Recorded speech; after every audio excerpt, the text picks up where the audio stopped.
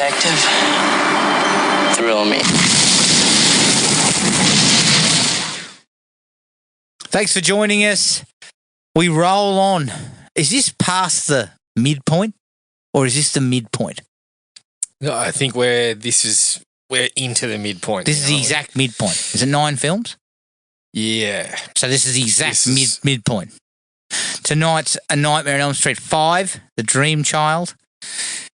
Before we get to that, Jared, I've watched little. I finished the Menendez Brothers series. Mm-hmm. I really liked it. I think it actually had some humour, which kind of, I know we shouldn't be laughing at the fact that these guys murdered their fucking parents, but it wasn't as dark as the others, including, quite frankly, Jared, I've never fucking laughed so hard at the end when they're in the last episode, the prosecution's laying out the full case and really nailing them to the wall. And they talk about how they said they were abused. And the prosecutor goes, the only evidence of any kind of injury was supposedly an injury to, like a bruise to Eric's throat. And then it just cuts to Eric in the kitchen and he's fucking getting a popsicle out of the freezer and he puts it in his mouth and he walks away and goes, trips over. I was just fucking in stitches. Like, I was laughing my ass off. I couldn't help it. I think the other side of it is I think it's got a better group of actors. The two brothers are fucking excellent. Like, really, really good. Javier Bardem's probably only in it for maybe 4 episodes out of 9. But he's fucking fantastic. I just enjoyed it. I think it possibly because it was a little bit wasn't as dark, as either Ed Gein or Jeffrey Dahmer. So I enjoyed it. My wife not so much. She was a bit more of a Dahmer fan. But overall, worth a look. I think you'd enjoy it. Then the big one, the only other one I watched, Jared, I went to the IMAX to see Predator Badlands. I put a mini review on. Did you get yourself on a lounge chair? I did not get on a lounge chair, no. Not good enough. I know, that was a mistake. But it was 10:30 in the morning. I mean, I couldn't very well start ordering brownies in at 10:30. You could have. Quite you could have. I know, but I passed the brownie. I passed the brownie this time for a raspberry fondant. A raspberry fondant. Fucking hell. And a beer. And a beer, of course. Perfect pair. I put a mini review on Instagram, but I'll go into it a little bit further here. I really liked it. I think that they've done a fucking fantastic job with something that has essentially, up until this one, has essentially trod the same ground. A human against the predators. The predators are a fairly... We don't know a lot about them. Yeah. You know, we don't know much. Even Prey, which I think is fantastic, was the same thing. It was essentially Predator. Different time period. Different time period. They did it well. Killer of Killers sort of hinted at some interesting things. Yep. But this one fucking actually went full on into it. Yeah. And I think it's probably a love it or hate it. Yeah, I think a lot of people will dislike it. Yep. But I loved it. Yeah, partially because I think you have to take a swing, Jared. We've talked about this. Sometimes you have to take a swing. If it's no good, well, it's no good. But to just trot out the same thing again, I'd have been disappointed in the filmmakers. Yeah. Yeah, and it was very different to what I thought it was going to be from the trailers and whatnot. Like, I mean, at periods there, it was highly amusing. Yeah. Like it leaned into the comedy quite a bit at one point there. Yeah. I mean, I couldn't fucking stop laughing.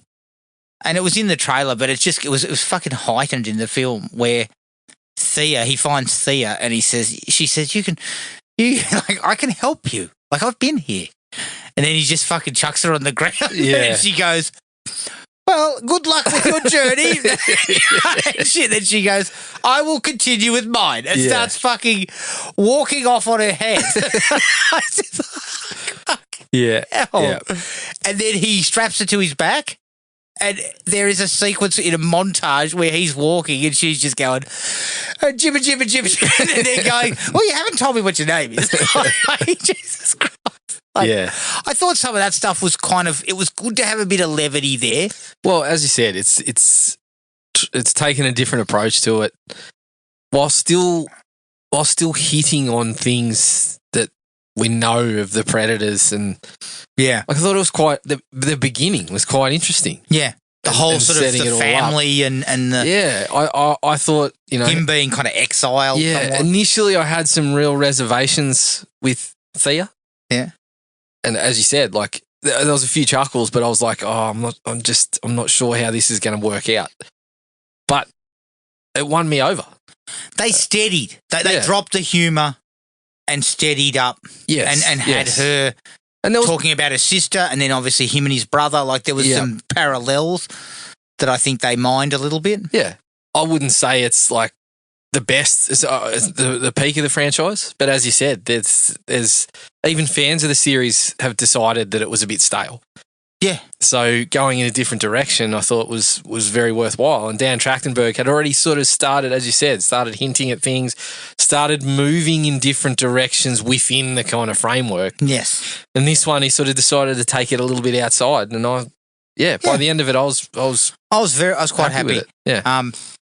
Especially with a face full of raspberry fondant. Of course, yeah. A crankshaft couple of beers in my guts. If only you'd had a couple of fucking rock hoppers, you wouldn't have remembered it. It would have been a totally different movie. No, I kudos to the guy because it's you know what, it's live or die, and the box office has been very nice. Yeah, so it's like there are people interested in going down this route. Or going down a different route with Predator.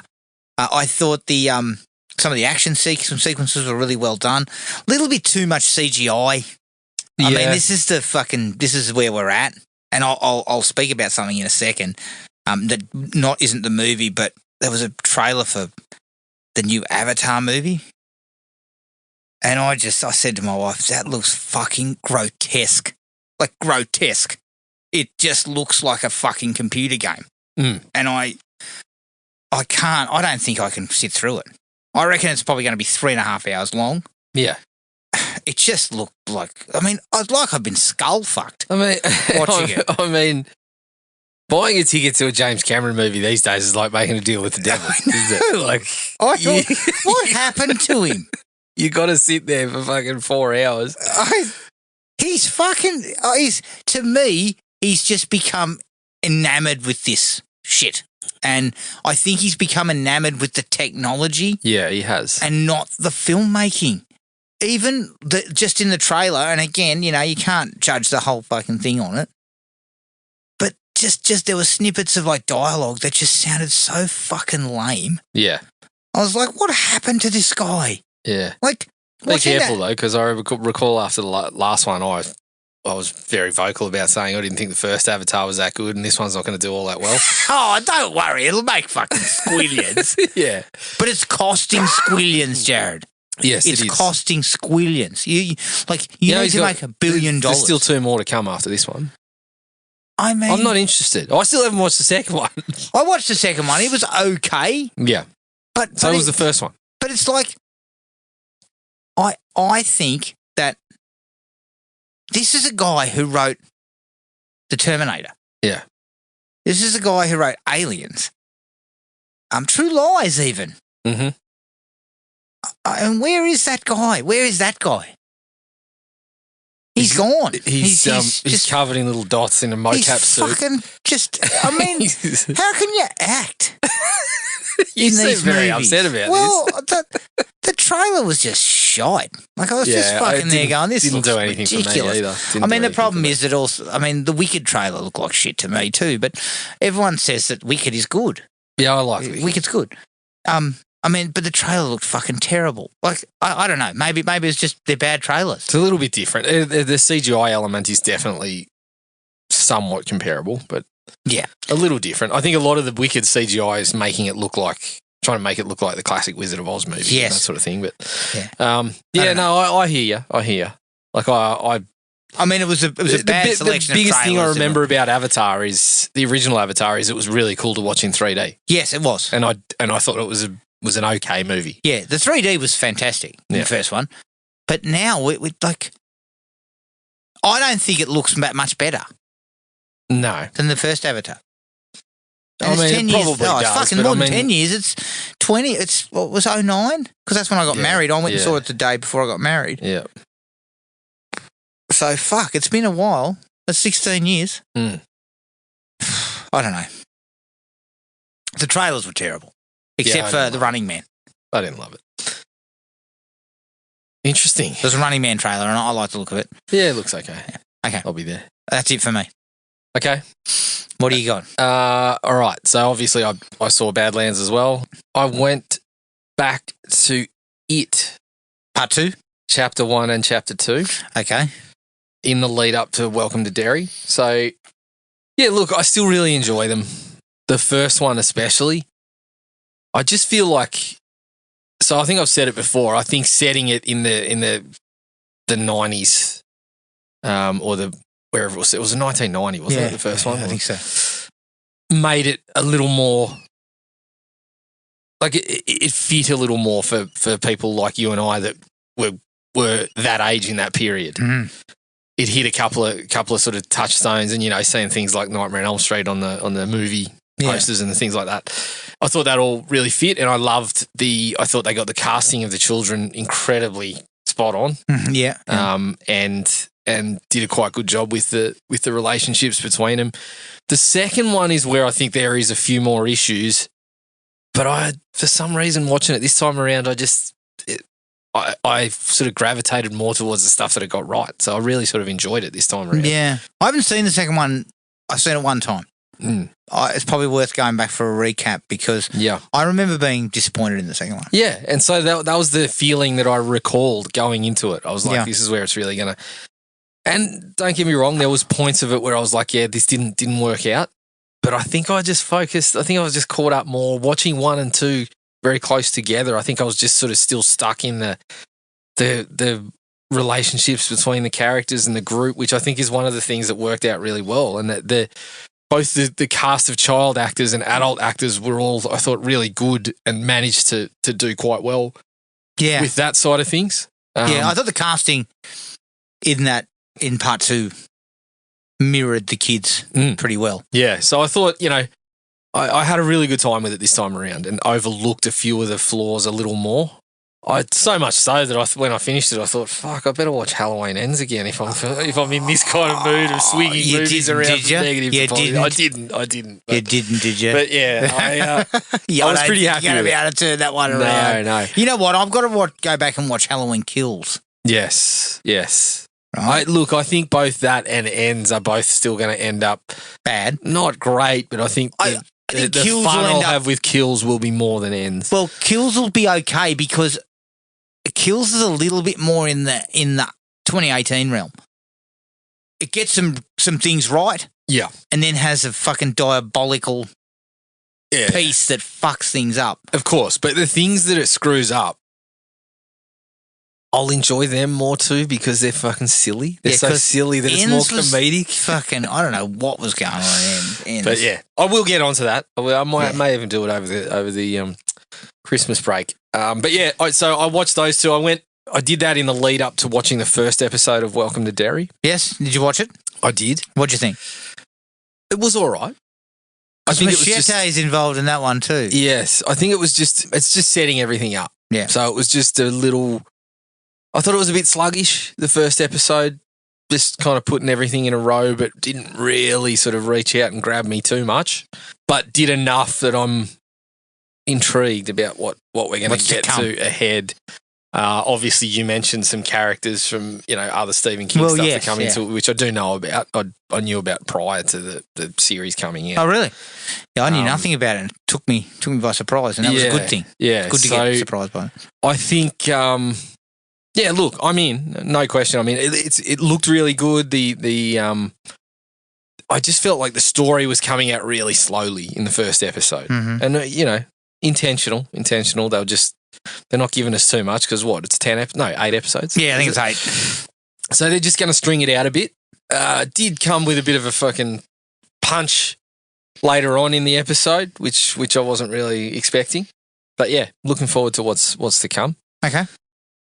I ticked one off the box that I'd been meaning to watch for quite some time. It was Ghost Stories.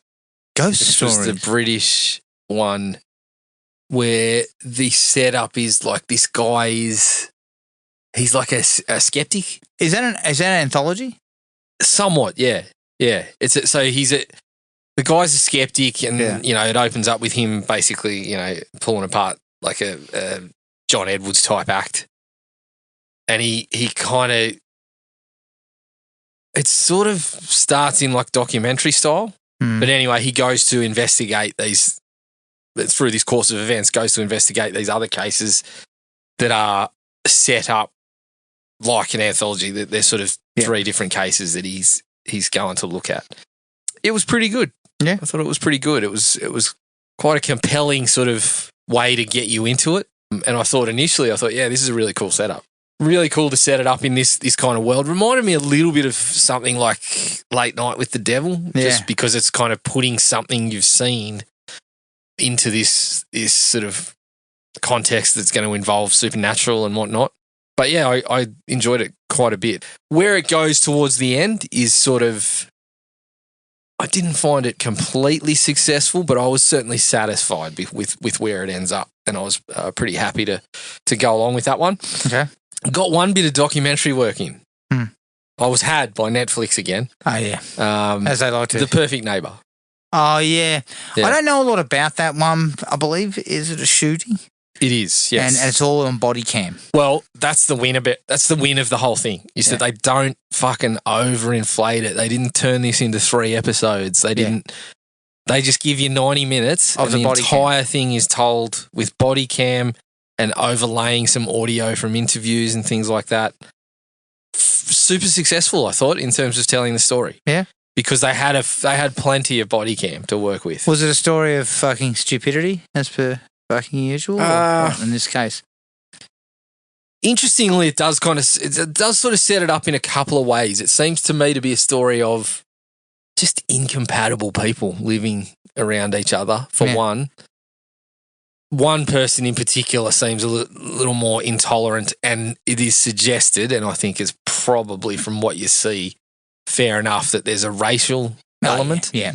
That one of the women, the woman involved is racist. I think she was. I think it sort of sets that up. And it sort of sets up that, every time she'd call the police because these kids were playing football close to her house or whatever, that she would play herself as the victim. Yeah. And it seemed like the entire rest of the neighborhood was normal together. They were fucking, they knew each other. They knew, and she just didn't fit in that vibe. She didn't want to know anyone. She didn't want anyone coming encroaching on too close to her house and this sort of shit. And it did seem racial, but it also puts a bit of a picture as to whether the police are responsible for something. Right. Because basically they got to a point where the police would just go over to the parents of the kids and they're like, look, we know what's happening. She calls us all the time. Your kids aren't doing anything wrong. And in one sense, I'm like, well, it was really cool that the police had a rapport with these people and were understanding that, hey, these are kids. They're playing football out in the street. That's kids being kids and whatever. But it got to a point where it's like, okay, well, they basically would just kind of fob it off, turn up and fob it off. Did they recognise that perhaps she was more of a danger, or did they just treated her like a nuisance, which she was? It seemed like she was. I think it's far better than some of the Netflix doco work I've seen recently, because it doesn't try to overdo it and it doesn't suffer from some of the problems, because they just like, all right, well, here it is. We've edited it together in a fashion that's going to tell the story. There it is. They've got another one on there about Chris Watts and his wife, done the exact same way. Via body cam, they don't actually have any narrative. Yeah. They don't have anyone talking or fucking, it's just the camera. their Ring camera, all that shit. Yeah. And that works out well because it I doesn't. get the sense that we're going to get a bit of it because I think The Perfect Neighbour's been a bit of a hit. Yeah. So I think, I wouldn't be surprised if we get more a string of these ones for a little bit. Well, that would be okay with me because that tells more of a story rather than setting up like I told you about the Amy Bradley one where I'm like, they have not looked into this. They have not deeply considered this. They haven't considered the options. Yep. And they've left out key points because the documentary is behind the parents' story, not looking at things objectively and saying, well, here's a couple of things that you might want to consider. Yeah. Which their documentaries have constantly done that. Remember that fucking one at the Cecil Hotel? Fucking hell. Your favourite? That's a shocking documentary. Fucking shocking. It was a very interesting case that turned into not one shit. of their best. Yeah. But yeah, look, I tell you, when the body cam of the night the shooting goes down, it's pretty fucking sobering. Yeah. Pretty fucking sobering because all the family members are involved. Ex-husband is called out to basically say, you got to pick up the kids. Yeah. And they fucking drop the news on him. It's fucking rough. Yeah. Very rough. Bet it is. But yeah, it's a very, very solid. I thought it was a good bit of work. And I think it was good to see them do something different. Okay. Anything else? One more, which we cannot wait. It cannot wait. I watched Ghoulies. Just to go from sobering documentaries to shite. It is shite. It is shite. Yeah. Yeah, it's shite, if I remember correctly. It's shite. I mean, by part 3, they were going to college. Yeah, I know. Hell. But the funny thing about this one is I'm sitting here going, all right, well, Charlie Bands jumped on the Gremlins wagon. Yeah. That's what I was expecting. I was expecting Gremlins from Charles Band. I turn up into some fucking satanic rituals and I'm like, where are we going here? And then the Ghoulies are all puppets. Yeah. So they can't do much. Yeah. You gotta just get shit going on. Yeah. And then a shot of a ghoulie just kind of in the background going, what's going on? I think John Carl Beekler might have made the puppets. Did he direct it? He directed 3, didn't he? Oh yeah, maybe he directed 3. No, he directed Troll. He directed Troll, but yeah, he directed one of the Ghoulies movies. I believe it was 3. I think it was 3. So yeah, he understood how to fucking manipulate them into going to college. Yeah. But I'm hoping by that point that the puppets can do something. I fucking hope so. I was people in suits. At one point, they get a couple of little people through this whatever satanic portal they're coming through or whatever. I just kept laughing. I'm sitting here going, you fucking had me, Charles, because I was expecting Gremlins and I got nothing like Gremlins. No, you didn't. No, you did not. Fucking hell. So I got 2 and 3 lined up, and I'm fucking after watching the first one, I'm like, geez, I don't know if I can do Talk it. about a waste of your time. I was expecting something, running around on the set. I shouldn't have because I know that takes money. Maybe it looks like John Carl Beekler was just like, fuck. Mate, here's a case of beer. Can you whip a puppet together for us? Yeah. So I'm not going to blame him because there's obviously limits on the budget. We know that with Charles Band's entire filmography, essentially. But yeah, I was just expecting a little more than. I was expecting them to get up to some shenanigans. No, they weren't going to, were they? The closest I got is I think one of them did pop out of the toilet at one point, didn't it? That was about it. Yeah. So. But at least it didn't have to move. You didn't have to see they had no legs. That's right. Correct. That's pretty easy. That's where the issues lie, I think. And that's it? That was it for me. All right. Okay, let me just do some quick details about Nightmare on Elm Street 5 before we get into it. It's made in 1989. It was directed by Stephen Hopkins, who directed a film that I think is highly underrated, The Ghost in the Darkness. Really enjoyed that movie. Yeah. It's produced by Robert Shea, who produced The Hidden, and Rupert Harvey, who produced Pump Up the Volume. The story's by John Skipp and Craig Spector, who wrote some episodes of the Creepshow TV show. These guys were, I believe in the documentary, very unenthused, so they barely used fucking anything from their script. And the screenplay is by Leslie Boehm, who wrote Daylight. Yeah, I think I'm actually looking forward to seeing this one again because I recall look, it's not at its peak, but I thought it had some things going for it, and that Hopkins had kind of been thrown under the bus somewhat when he's getting fucking pages on the day that he's supposed to shoot him and stuff. I think this one has quite a sort of a hellish production, which may showcase why it was. Look, fuck, mate, they were rushing these things out. Yes, they were. Tremendously quickly at that stage. It stars Robert Englund as Freddy Krueger. The characters obviously by Wes Craven. It stars Robert Englund as Freddy Krueger, Lisa Wilcox as Alice, Kelly Jo Minter as Yvonne, and Danny Hassel as Dan. Budget was $8 million, so we've gone up another $1.5 million. And the box office was a steep drop-off from 50 to 22. Pretty steep indeed. Yeah. All right. Was Freddy oversaturated by that point? Yeah, look, I think there's a bit of that in it. You've just knocked out 3 movies in 3 years. People had a gutful of seeing him on MTV. And yeah, it was that period where he was merchandising everything and fucking... By that point, we'd copped some episodes of Freddy's Nightmares and thought, what the fuck's going on here? We realised the quality was going to drop off at some point. All right, time for Elm Street 5. Firing up the theatrical cut.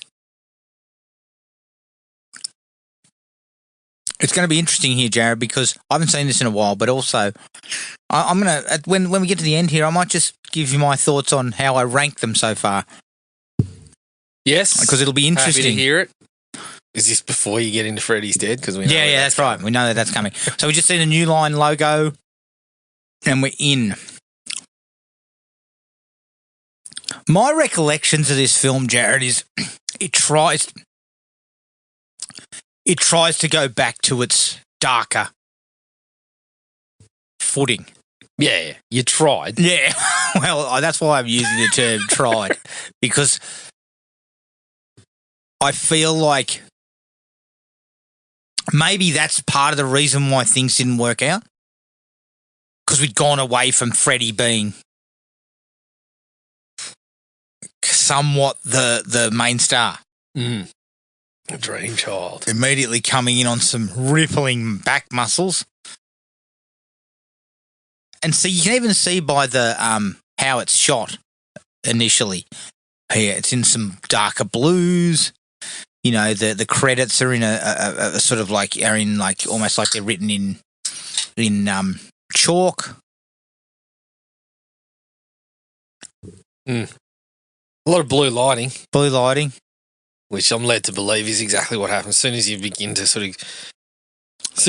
get a little heated. Yeah, I believe when you have sex, Jared, everything turns blue. Everything turns blue. That's what Hollywood's led me to believe anyway. Well, if you watch Top Gun, that shows you something similar. Why are we reaching? There's a hand reaching. Reaching.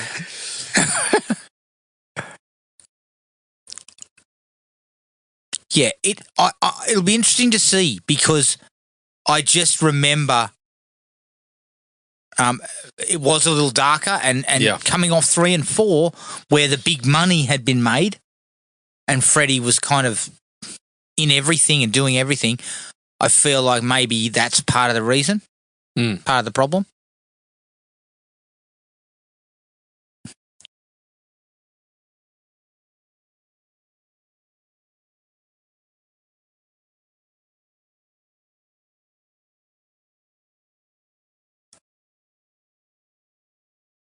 Yeah, it's a kind of a blue, it's hazy, strange way to start. But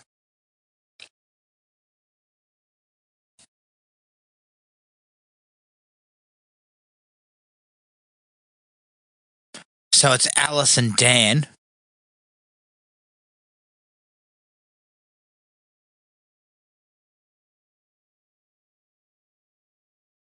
Obviously, Dan. Sleeping together. Yeah, it'll be interesting to see how Dan goes, because he did not win a lot of awards from you in part 4. I thought you were fucking throwing a few shades. I said he wasn't even convincing as a fucking human, I think. I was just referencing his track record as a star athlete in town. Yeah, correct. Which was, correct. You know. It wasn't good, if I remember rightly. Okay, so Alice goes in the shower. Now, I actually kind of like this scene. And not because she's in the shower, but we... It's Scumbag peeping through the window or something. What's going on? The way this goes, Yeah. and where it takes her, I like the, and plus being in the shower, like when it fills up with fucking gross water and stuff. I mean, that would be one of my worst nightmares. Yeah. Being trapped in the shower, like. Okay, the drain's clogged. check your You know drain. what though? Ugh. Oh, what the? Someone shit in the shower. What's going on? That's what you say, Dad. Dad. How many times? Don't put your hand in it. Fuck. Yeah. God only knows what How you many get times out of have I told you, Dad? Bathroom's that way. that. Like, Yeah. Dad, how many times have I told you? It's okay to piss in the shower, but you... yeah, if it's coming from the other end, it's a no-go, mate. Yeah, see, this sort of stuff, I like this. It kind of, it goes into a dream Yeah. immediately. Well, the water not stopping is one of my worst nightmares. Yeah. I could just see the bill going up. Yeah, but the nightmare for me is as I fucking rant and rave about how this is fucked. This whole thing's fucked. Like I'm blowing up deluxe. Like, yeah. And step 2 is who's to blame? Who's to blame? Who's to blame? Apart name that's not me. Yeah. like That actually looks really cool. That's Yeah. one of the effects that turned out pretty well, that one. because she sort of falls out Who's of to it. blame? It's not me. Where's that fucking Kruger? I'm going to kill that bastard. Yeah. So you've been fucking around in the shower again, haven't you? Yeah. Haven't you? Feel free to wake me up, but it's the second you mess with shower time, it's fucking, it's a problem. Okay, so you want to murder me in my dreams? That's fine. But when I'm having a nice hot shower and then poo comes out, Yeah. I'm going to be less than enthused. But she comes out in like in the asylum. Yes. With And then she walks through some shadow, and she's got a nun's habit on. Yeah. My And- favourite part about this is the times when Englund himself wanders past and subtly gawks at the screen. Yeah. It's not me. Yeah. I am not Freddy Krueger. But I like it. Jesus, Robert. No, look, I actually do like this part. I do. I think because this also harks back to look at these guys. They're doing a head count. They look like they're about to jump in the ice cream van. Yeah, 72. I mean, like that dirty guy there looks nothing like that guy. So she's Amanda Kruger, and then we set the idea of the 100. Yes. The 100 Maniacs. 100 maniacs. Are they all maniacs though? Well, I mean, judging by that little walkthrough, yes, I think they are. I mean, a couple of them don't look maniacal, in my opinion. Well, what do they look like? I don't know. This guy looks maniacal. Yeah, the one that sees the camera and walks towards it and kind of cocks an eye. Although, for a split second, Jared, I thought he was going to go, "You talking to me, Jared?" Yeah, exactly. Yeah, look, that's not a bad start. Not a bad start. And then we're this adds back to Dan's acting. This adds to it here.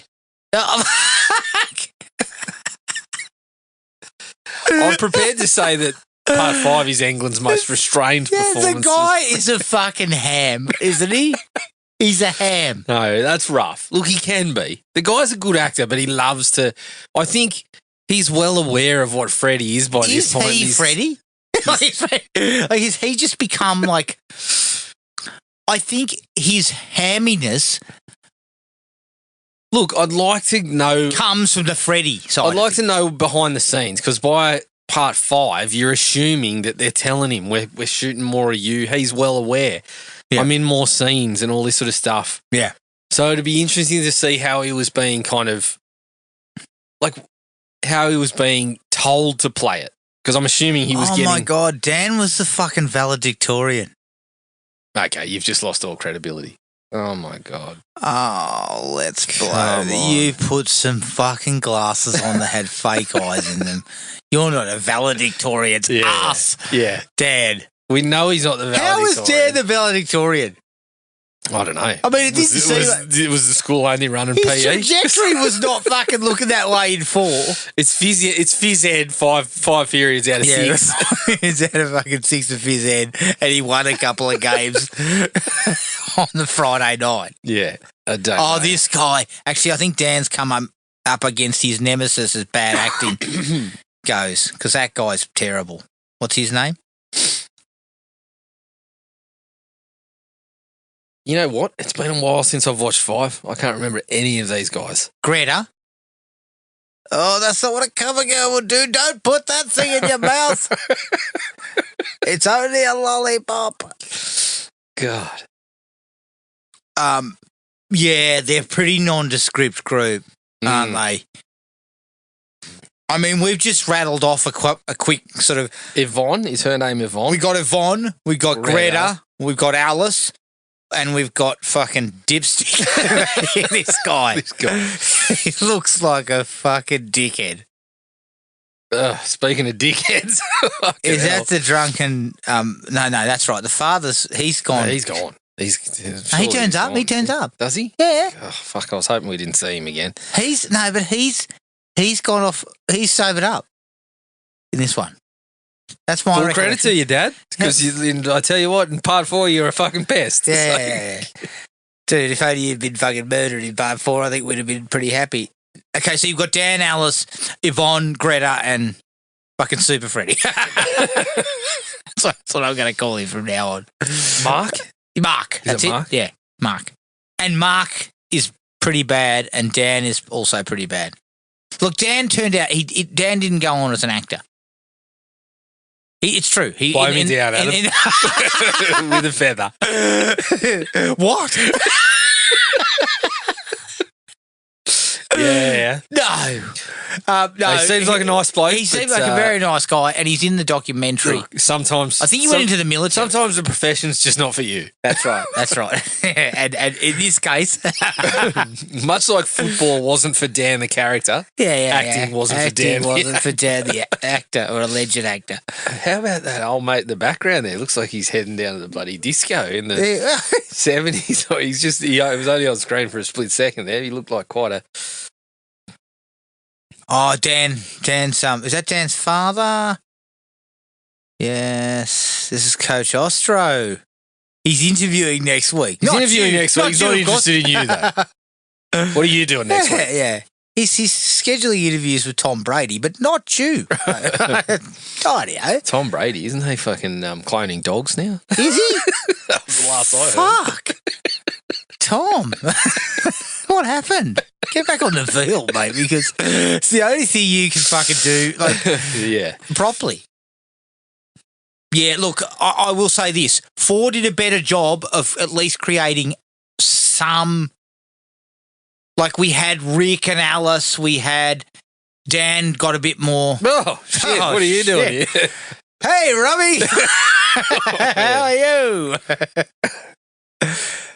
I didn't want to embarrass you. Don't worry about me. Worry about yourself, because that's what you've been doing. I didn't want to embarrass you. Did you see your friends?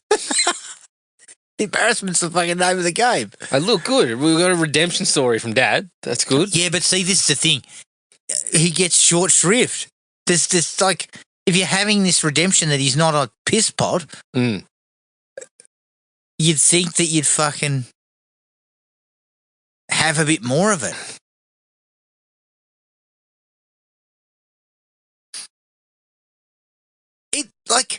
I could have seen this being kind of interesting. This looks like the dream to begin with. This looks like fucking Saved by the Bell. I don't know what's scarier, the Maniacs or this group? Yeah, that's true. God, jeez, he's up, Dan. Fuck. Yeah. 10.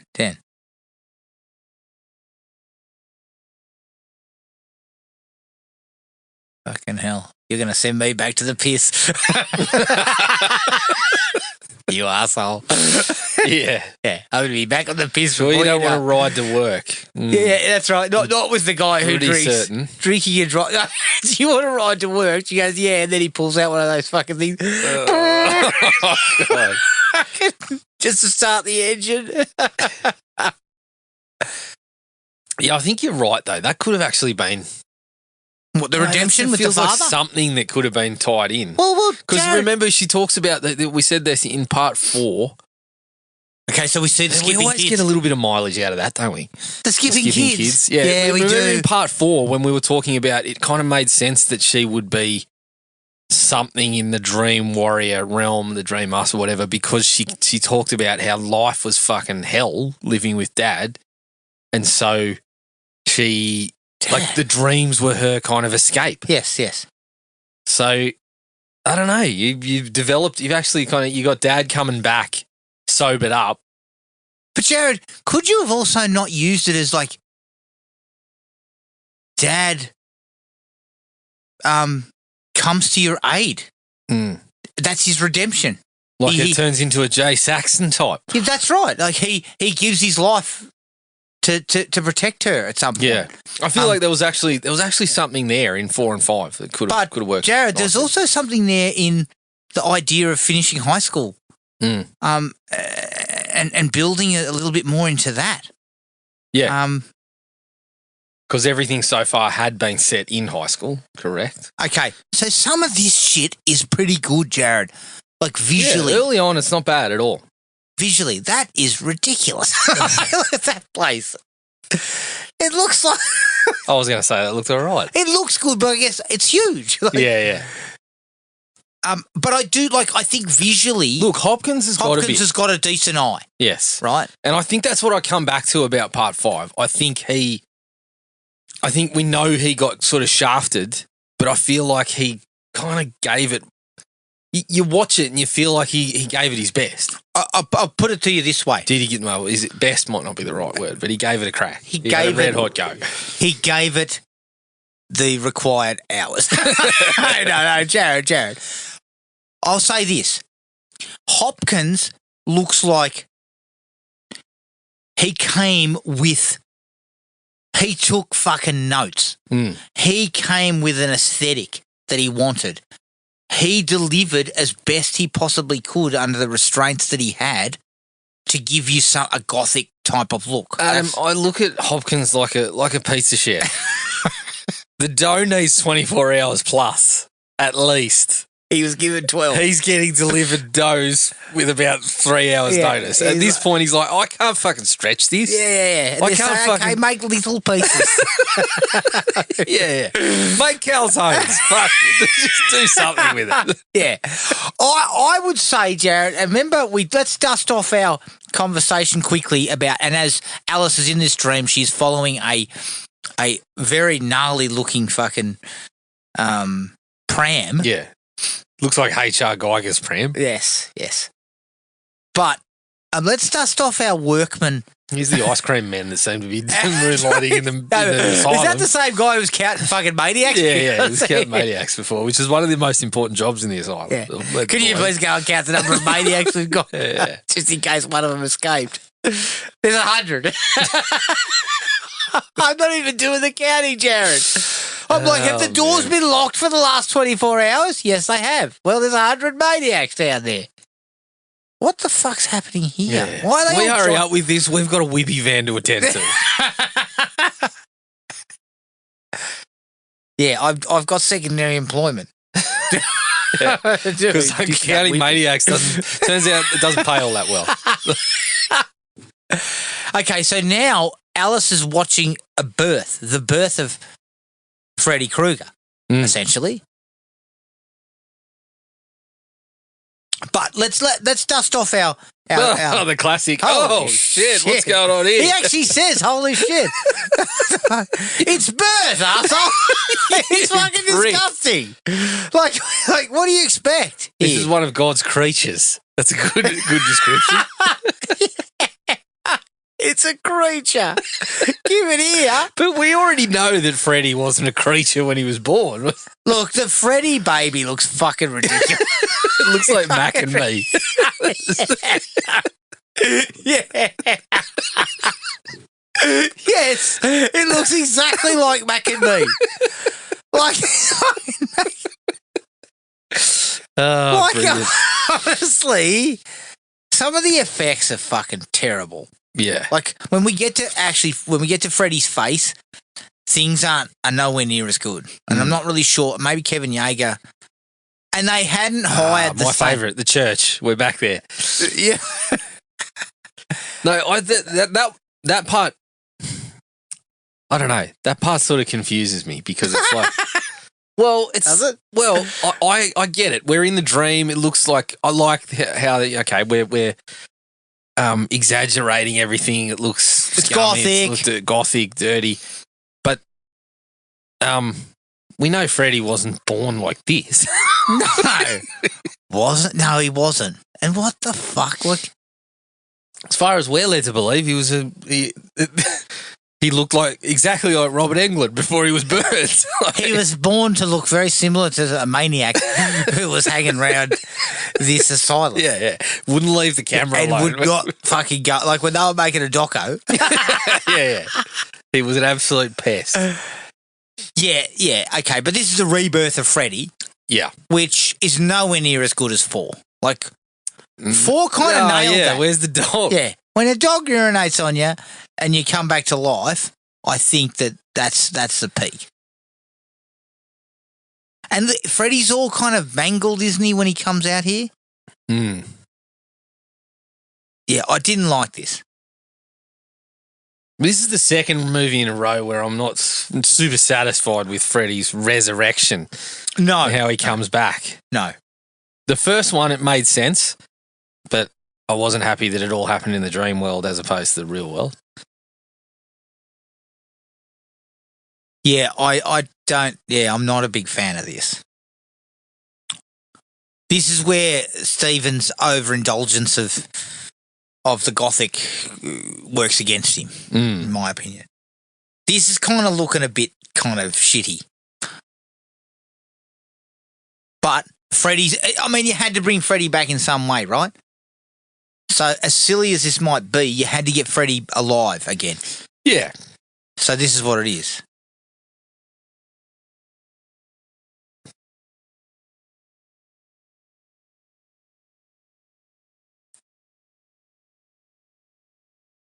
Yeah, and I hold Freddy to a standard that I never appeared to hold Jason or Michael to about how they came back. I mean, so far this is England's most over the top. Yeah, and the face looks Freddy. awful. Yeah, it doesn't. And look he's as now good. got Doesn't like look as he's got good. this long arm. The whole thing looks fucking ridiculous, and it's a boy line. Okay, the key is her pregnancy. You are correct about the face. Yeah, it's not good. The teeth are no good. Like the whole thing, it's not a good look. Yeah, It's certainly not up to the standard. It's of 3 and Freddy's 4. worst. We were both pretty impressed with. Yeah, all of that. it's his worst look of the whole series because the first one, he was meant to look kind of homeless and you didn't see a lot of his face in the first film. But it was significant. It was good for what they were going for. Look for me in the tower. Oh, we're back in the diner. Fuck.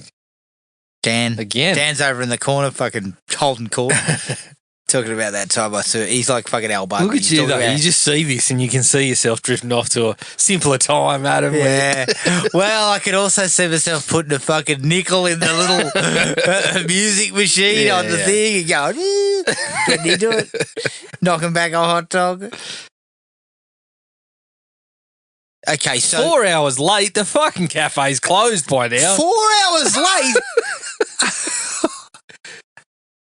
And you're not even getting raked over the coal. Like, the fucking you the woman with you goes, you're 4 hours late. Like, what the fuck? Yeah, she's blowing up. I'd have been saying, what the fuck are you doing here? Yeah. I did a double.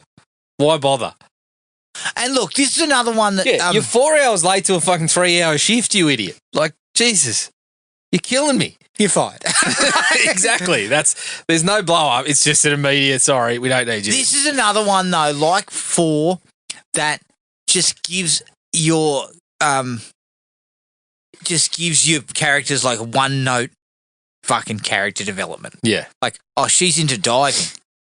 Adam, Rubbish. look, I have all the respect for divers because I have belly flopped off the tower at Civic Pool once or twice. And it stings, but at what point have you ever seen like this kind of crew hang around and start applauding a diver? No, never. Never. I mean, you know, you see those people jumping off those fucking real high ones for Red Bull? Yeah. Oh, far out. Yeah. Talk about sphincter tightening stuff. Yes. Yep. You know, but you've got one note characterization. So you've got Yvonne's the diver, Dan's the non-actor. Yeah. This guy's just an idiot, but he's into comic books. That is the best part of the movie. And then you got Why Greta. does he have to talk like that? Yeah, why does he talk like?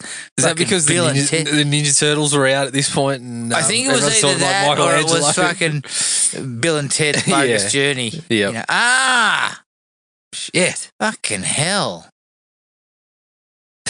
You're putting some force into that. Yeah, I mean, I've been shit-faced and never fucking lent on a bottle of beer and broke it. No. I mean, I throwed a couple. Okay, so he's the comic book guy and Greta is the... Diver? Greta's the model. Greta's the model. Yvonne's the diver. Yeah. And so they're really one note. I love how they always toss out ideas, but someone in the script is like, she's a diver. Okay, Can we sounds good. No. We're just using that for a dream sequence. Oh. So that's where we got to. But doesn't she... Yeah, I could be wrong, but yeah, we'll come back to that. But you know what I mean?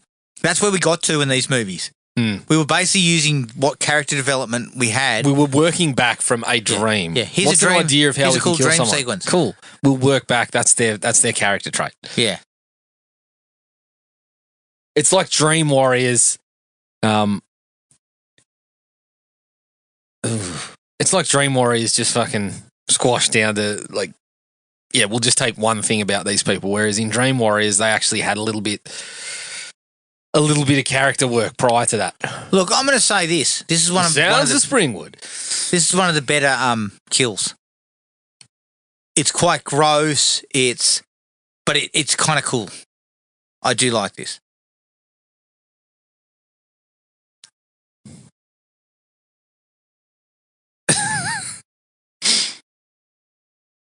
I mean, look, I probably agree that Dan's a dickweed. Yeah. And he seduced that slut whore Alice. And he's like, what? I mean, that's a bit rough. Yeah, that's a touch. This is the kind of dream sequence that works. Yeah. He's belted in. Yes. He's hearing weird shit on the radio. The car starts doing shit. But this so one's can't. not one where we've kind of gone backwards, right? It's a scenario where... Well, he's just driving to see They Alice. basically said, okay, well, where else could you fall asleep? Yeah. Driving. Okay, there we go. Great idea. Yeah, this fits. This looks ridiculous. Yeah. See, this is the problem, right? We get to the point where Freddy's the star and we start fucking making a Freddy car. Ah, bad year, Dan. Fucking hell. Like, Robert's doing nothing to convince me against my take that this is his worst performance. Yeah, as Freddy. nothing. Zero. But Although that's a big call with part 6 still coming. Oh, yeah. Well, see, now you know what the problem is? This does not gel. The dark elements don't gel with the Freddy sort of fucking one-linering and stuff like that. Yeah. They don't gel.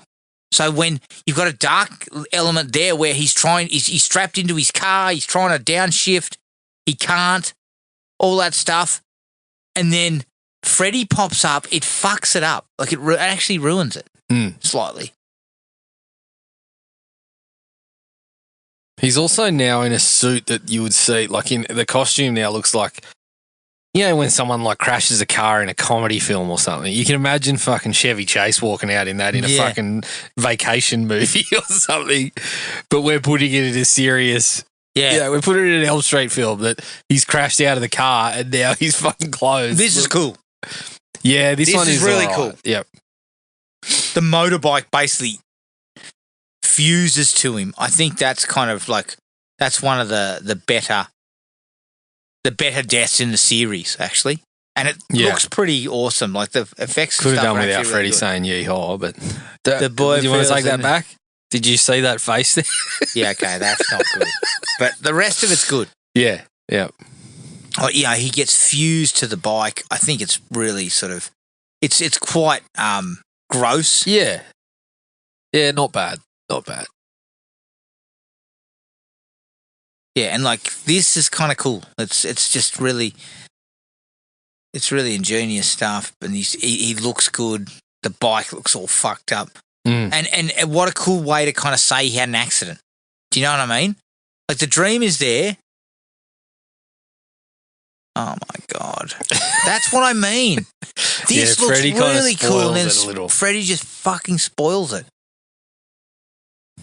Alice, fuck, you're 4 hours late again. You had a 3-hour that looks terrible. You had a 3-hour shift, Alice. You're not even meant to be here. Yeah, you know what I mean? This is what I mean. Like, people would once again believe that... Here's a question for you. Why not just make Dan drive a motorbike from the get-go and cut out the shit about him crashing through the fucking... Through the... That's an interesting... That guy's dressed like Freddy. I didn't see him. He came out of fucking nowhere. Righto. Like, I'm not asking questions. Like, I'm not investigating. I get that you're upset, but jeez. Oh, no. Yeah, look, Dan goes out pretty well. Yeah. I could see someone like Wes Craven doing a lot with this idea of the pregnancy and everything like that. Like, I could have seen Craven looking at tying it back in different ways, making Freddy a more kind of, creepy background presence who kind of almost sort of trying to get that, like, to continue the baby's development so he can live and shit like that. Like, I think I could see Craven doing a lot with that. Yeah.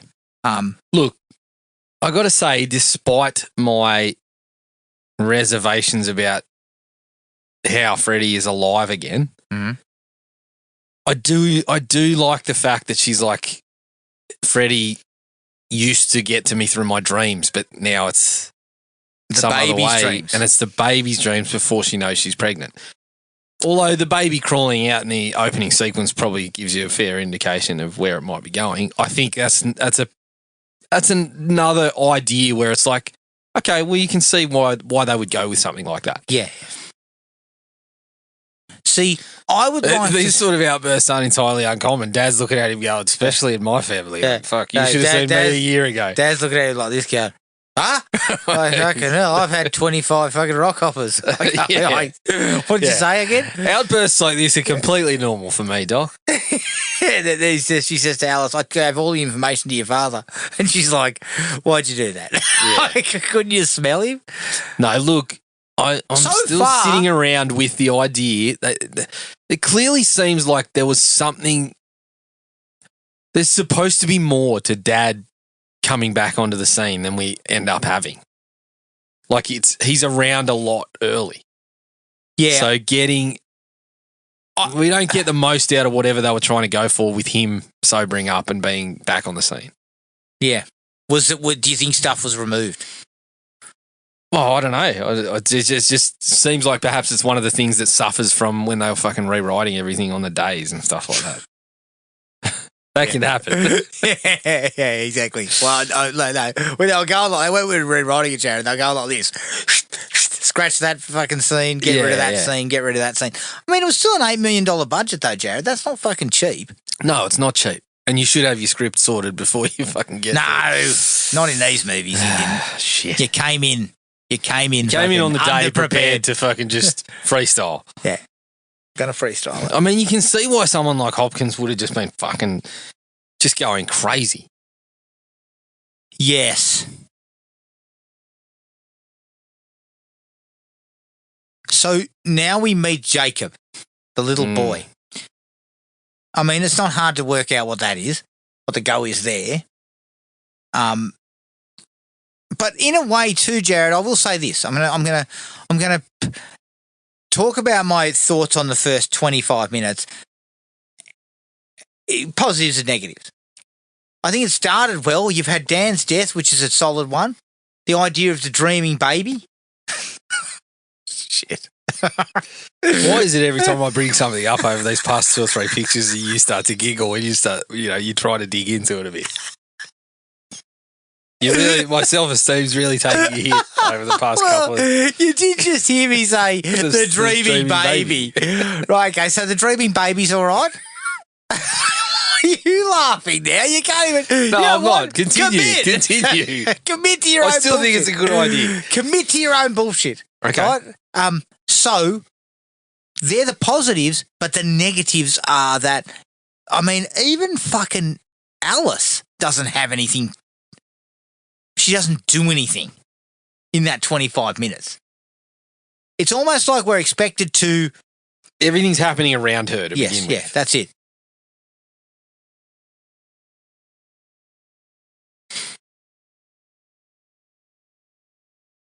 Probably didn't need that. Yeah, we didn't need the falling doll to smash its head open. So now we've got... Okay, so now, see, this is where she's asking Yvonne, who's also a nurse, sorry, the diving nurse.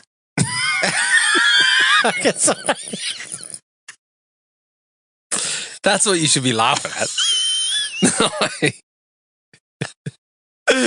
Diving nurse. Let me tell you, nurses don't have the energy nor the time to go diving between their shifts. Fuck no. They work fucking hard. The diving nurse, the dreaming baby. What the fuck's happening? The skating idiot. I've got all of them. Look, early on, this is a bit like there's some problems, but it's not as fucking wild or out there as part 4 yet outside of Freddy's carry on. Yes. I mean, by this point in part 4, we already had karate sequences. Yeah, true. Oh, no, it also had fucking... Look, the second I say that, I'll draw in another comic. So can we just erase that last 20 seconds of shit that I just dribbled? No, but Jared, the comic book stuff, the fact that he's a comic book guy and everything, that's not too bad at this point. It's when they bring it to life, Jared. And everyone realises, shit, we should not have done this.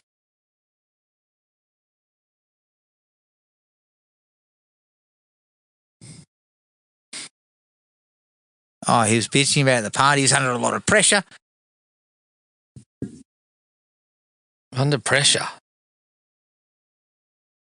Never seemed like he was under pressure at the diner. Simpler times. Yeah. I mean, his fucking sophomore year, he was loving life. He was Trip McNeely. My senior year, he was Trip McNeely as well. Yeah. Freddy just saved him from a life of fucking... Hey, you're a sexual icon. We've been around here still talking about you. Which ones? Greatest fucking college character ever. Trip McNeely. But this is kind of boring. Like, I think you're trying to balance the two and you're failing at balancing them. Because what they've done there is they've actually stripped back the characters to being kind of more somber and, that's one thing that well, it's like, Harlan initially this stuff in 4. Yeah, initially this stuff is like dark and whatever. It doesn't mesh with Freddy being all fucking... Freddy turning into fucking Johnny Carson when he's killing people. Yeah, true. It doesn't. See, again, his dad, he's bought some groceries. Dad's come around, mate. You need to stop making gags about him because Dad comes in with 2 bags of groceries that are full of fucking alcohol bottles. Jesus. He goes, I'm stocked up for the day. No, Dad's here, but there is no payoff for Dad. if I remember correctly. There is nothing that comes of Dad's involvement. See, I like this.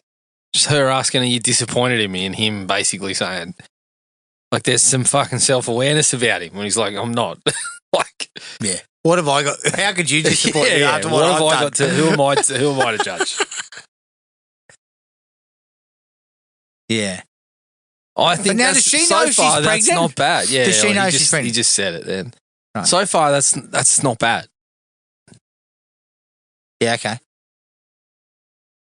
Oh, my God. Are you fucking serious? Oh, Greta's got the perfect body for modelling at the fucking dinner table. Yeah, at the dinner table about a high school student, a recently graduated high school student. Oh, come on. Gee. Thank you, Jeffrey Epstein. Jeffrey, maybe it's time to go home. Yeah, like... I'm sorry, but Robert, again. His fucking head's not even in it. And he basically sees the camera there and sticks out his fucking his crotch. Robert is treating the audience like the Toxic Avenger treats that bloke's ball bag in terms of like how subtle he's been with the portrayal of Freddy in this. He is fucking speedballing that guy's nutsack. Similar to Frank Drebin, I'm like. Yeah. Drebin delivered a fair bit of that in the remake. Yeah. Look, this is also not bad, but again, fucked up by Freddy. Yeah. It fucking... And the style of it is a bit overdone. It hurts me to say that. It does. That Freddy is the worst part of this movie. Robert, I love you, but dude, this is not your best work. You're highly deserving of his star on the Walk of Fame. Yeah. I do like this. It fits, okay? Because Mum was always saying, you need to get off the fucking... Stop eating candy. Like this kind of shit. Yeah, but she's fallen asleep at the dinner table. Like, come on, fuck, I've never done that. Well, it depends on how bad Adam, that fucking tucker was. I've fallen asleep on a washing machine at work at one time. Like, I've never fallen asleep at the dishwasher. Yes, when I was moving some stock around. Yeah, well, I better take a breather. It was a two-man lift and the other bloke's going, I've got to just duck to the front. I'll be back in 5. I sat on the washing machine and I woke up to, oi, what the fuck are you doing? Hey! Oh, that's stop not good. motion. Not good. Great. Not great. Yeah, no, I don't. No. The more I think about it, I think the idea of Greta's death is not as is a good one, but the actual the way it's actually presented is kind of. Is someone going to drop the Heimlich on her or what? She's just standing up, going. Yeah, Epstein's like, I'll give it a go. Jesus Christ. I'll give it the Heimlich. Everyone goes, not you, Jeffrey. No, someone else, please. No, you're right. The like idea of it's all right, but the but fucking again, delivery we of worked it's pretty backwards. We worked backwards. Someone's come up with the idea for the kill, and then, I mean, I don't know this for a fact. I'm just tossing it out. It seems like we come up with the idea for the kill. Oh yeah, she's a friend who has about 3 lines in the movie. Well, she's a model. Like, oh, Mark's going to be wigging out. He's going to be drawing all sorts of stupid shit. Yeah. Yeah, by the time we see him again, his pen's going to be down to just a nub. Yeah, he's just been drawing bullshit all fucking day. Is he on a skateboard in a warehouse? Yeah. Is this where he That's works? what cool guys do, Adam. Yeah. Their boss doesn't say, get the fuck off the skateboard, idiot. Do It's an some OHS fucking concern. work. And what are you wearing? You fucking penis.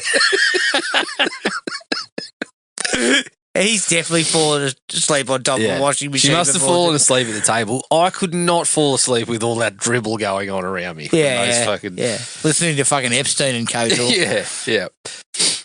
No, the problem is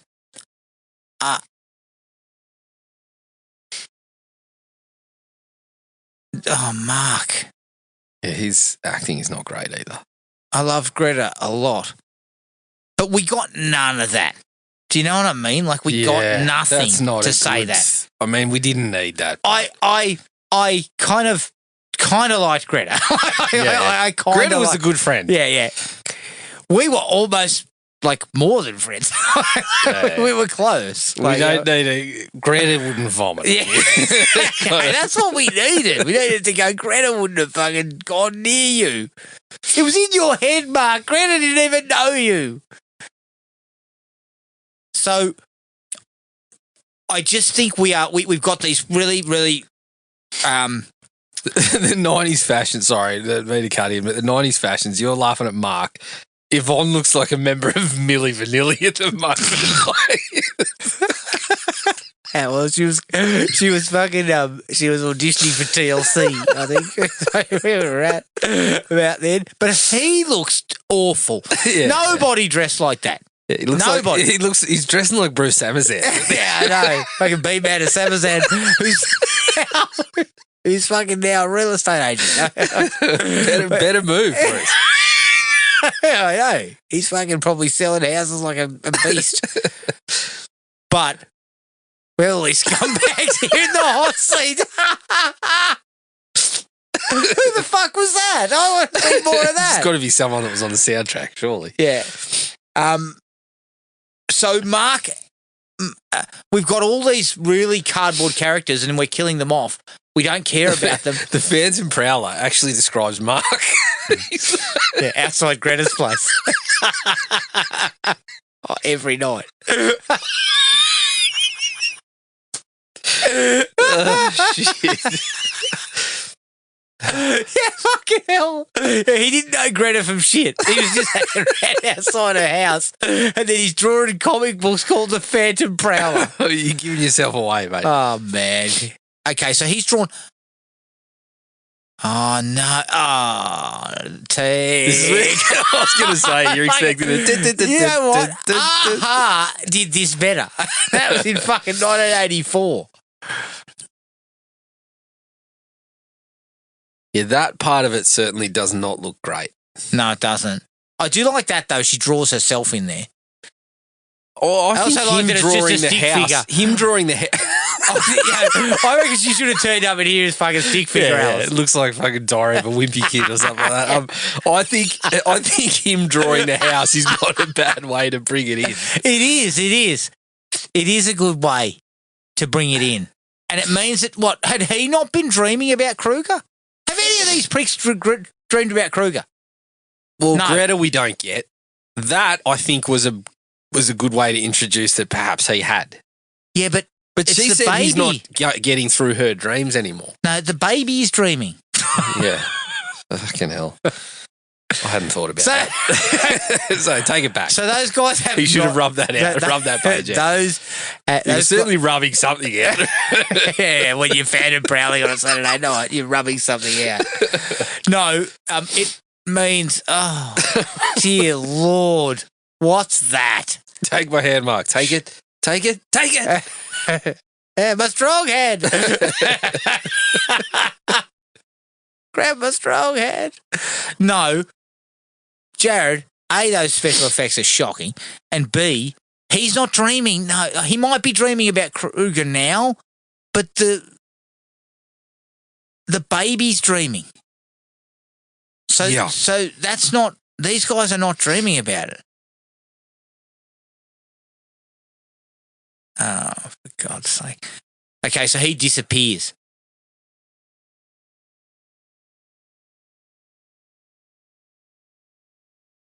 Jacob. Also the kid from Jurassic Park, isn't it? No, I don't think so. The raptor kid. I don't know, is he? Not the kid in the park, but the kid that Gets eaten by the rabbit. Sam Neill fucking Saves. with the claw at the start of the movie. Oh, okay. Maybe it is. So Jacob, that's basically her baby. Is that not correct? Mm. Volunteer boy in Jurassic Park. Oh, okay. What the fuck's volunteer boy? Anyway. Okay, so he was in Jurassic Park. How long does He this did one go something in for? Jurassic Park. Because they're all fucking pretty short, aren't they, these movies? They are. Over that They period? are pretty reasonably. Like 90 minutes, aren't they? This one's 129. Oh, shit, this is the shortest one of the lot. Short and sharp. 129, throwing credits, 124. Yeah. Like, yo, I'll take it.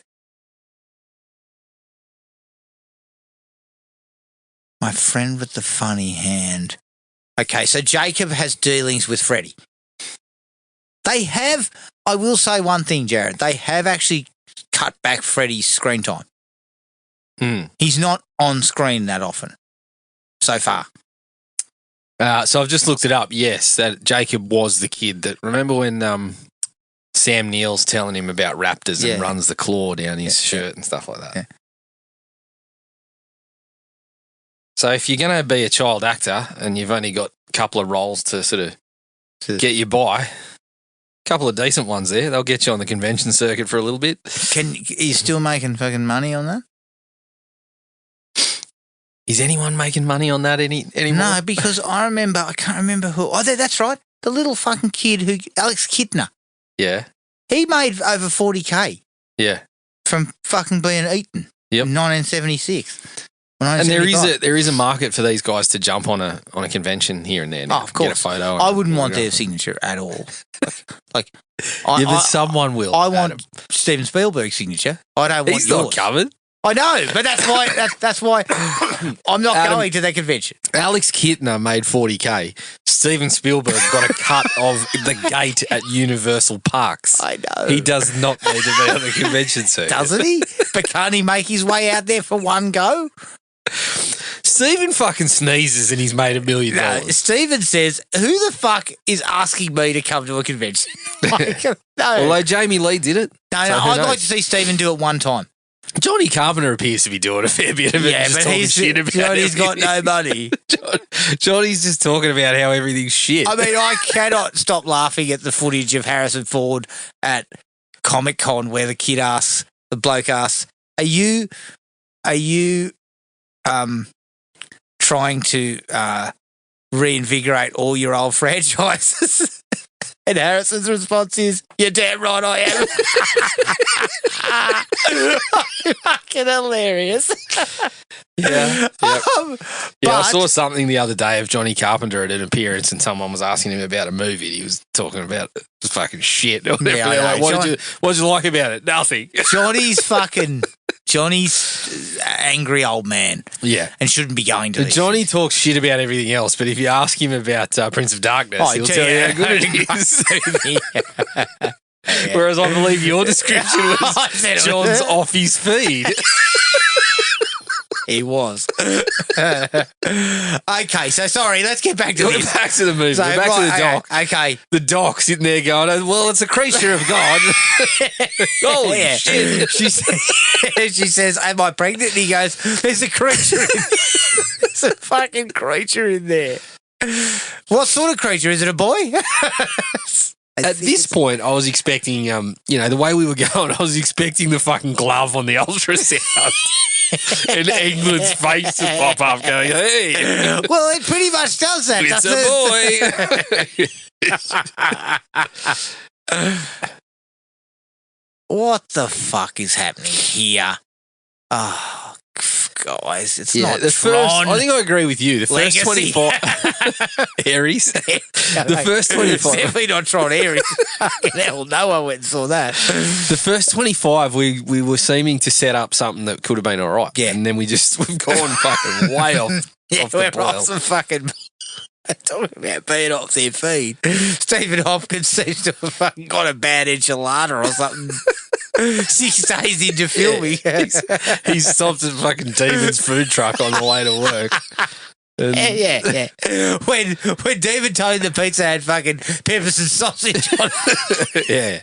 He thought that might be a good pick. You order some pizza, he'll get you a free egg roll.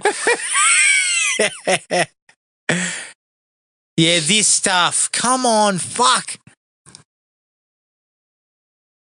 Yeah, not great. Not great.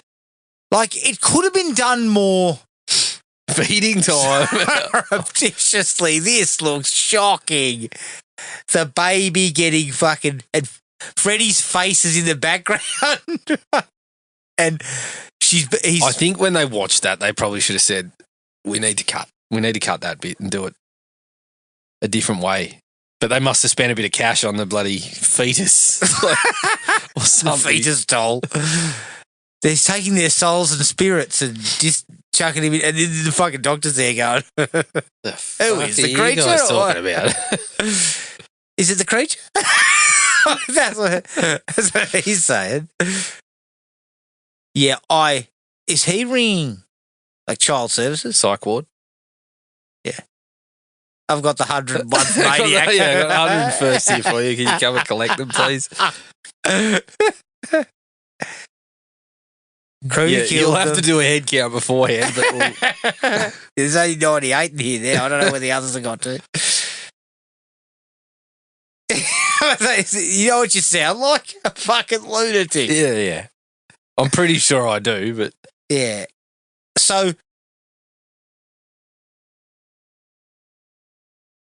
I'm with you. The early going was okay, but it seems to have fucking run off a cliff. Like, it's gone right. I like that we got a pot plant and a pair of jeans over there. That's pretty. I did like that, actually. Again, the 90s. Yeah.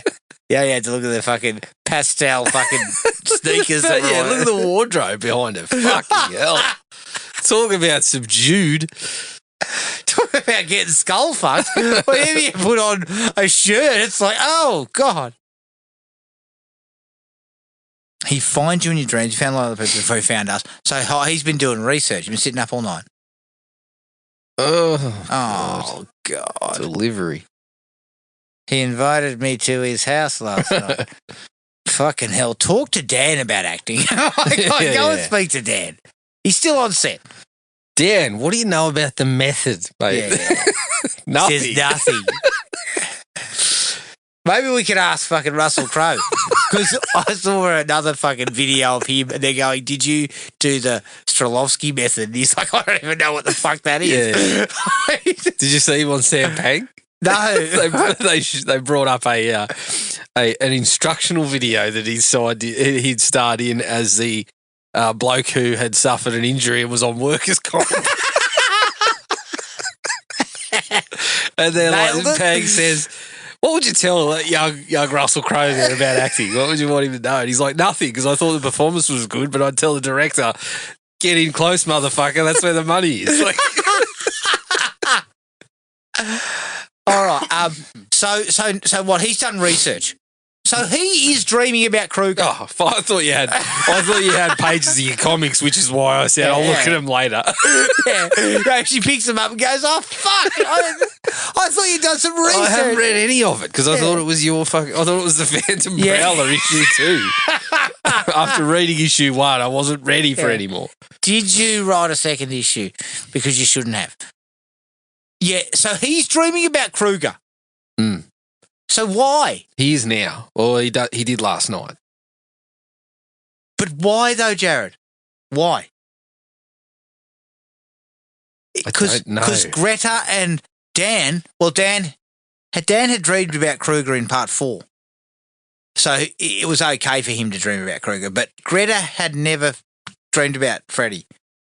Mm. So the baby dreams, and then Freddy kills Greta. Ah, so the doctor's called Dan's parents. Oh, is that what's happened? Right. That baby's a creature.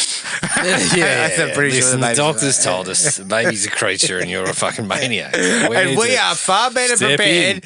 We are much better set to look after a creature. Okay? Mm. Okay, so they want to adopt it. Look, it's not the RSPCA. You don't just turn up, pay $300 well, and walk away with a pet. Yeah, exactly. And look, you've just finished high school and you've got a fucking bird-faced child molester who's chasing after you in your dreams. I think that you're not equipped to look after a child. Yeah, but she retorts with, but I'm the dream master. Yeah, but I am the dream master, yes. And she says, you sound like a fucking lunatic. We know you've been through a lot, Alice. So Dan's parents, again, like this stuff, this is useless, Jared. It's useless. It's useless. It's because useless fucking gibber. again, it's not a bad sort of like these are ideas that are worthwhile considering, but it seems like none of them have been considered. They've just been tossed in and Jared, not they used. needed to be in the hands of someone with some. The hands of a craven. Well, maybe a Craven, maybe. Oh, again, I'm coming back to the fact that I could see Craven looking at those ideas and going, that actually might have some legs. Yeah. Right? We could do something with that. Yes. And then tying it more to some more interesting ideas as opposed to, let's just have Freddy come back. Yeah. Do you know what I mean? Kind of like what he did with New Nightmare. Because that's what he did with New Nightmare. Yep. He took the established Freddy kind of stuff, but then just tweaked it and gave you that like meta kind of angle.